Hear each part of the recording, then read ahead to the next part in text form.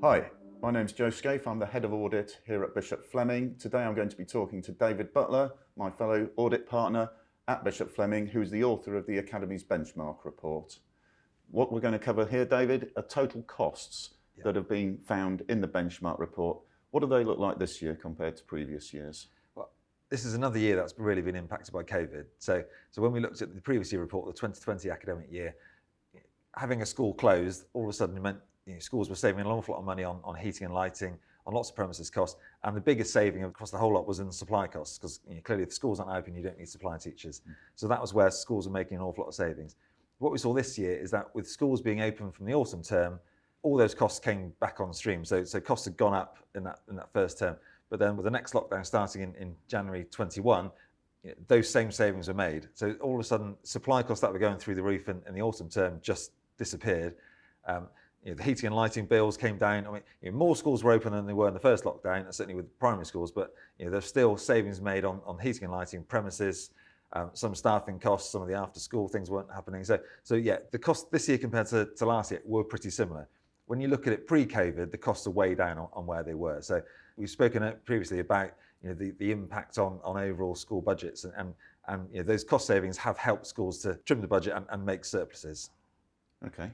And so with all of that, if we're looking forward, we think the costs are going to be going up, particularly in things like energy. Yeah, it seems inevitable. I mean, it's, because we all know, just every time you watch the news, there's an awful lot of talk about the inflation rate, but energy prices seem to be surging on top of that, and nobody really knows what's going to be happening with energy deals going forwards. And one of the interesting things we found with lots of our multi-academy trusts is actually when some of the deals are coming to an end, they're struggling to find anyone to take them on. And if schools are being rebrokered, the energy suppliers are then saying, well, this is a completely new deal, so they're putting them on much higher tariffs. So that energy issue is going to be a real issue going forwards for all schools. I mean, it's a big chunk of what they spend anyhow. Probably outside of staffing costs, it's one of their major expenditures. So that will have an impact. But yeah, there are other costs going up as well. Okay.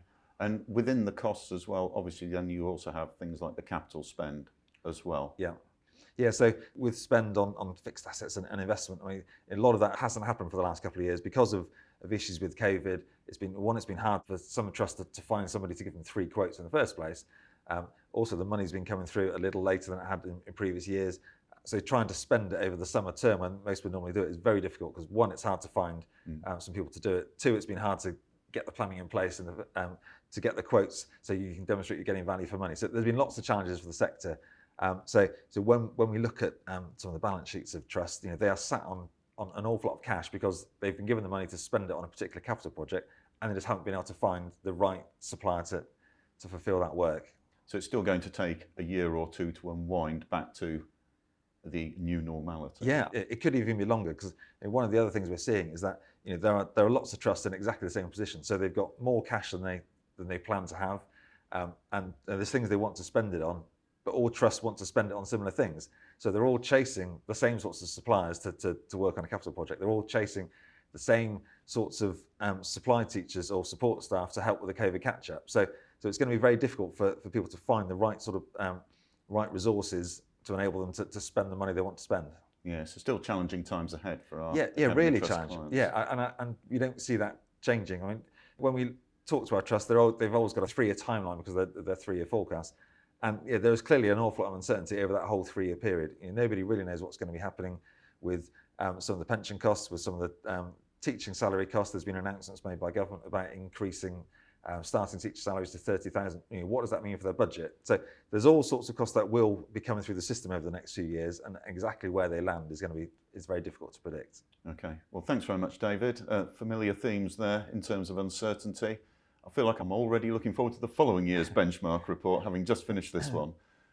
Thanks very much indeed for watching, everyone. If there are any questions from this, then please do contact your usual advisor.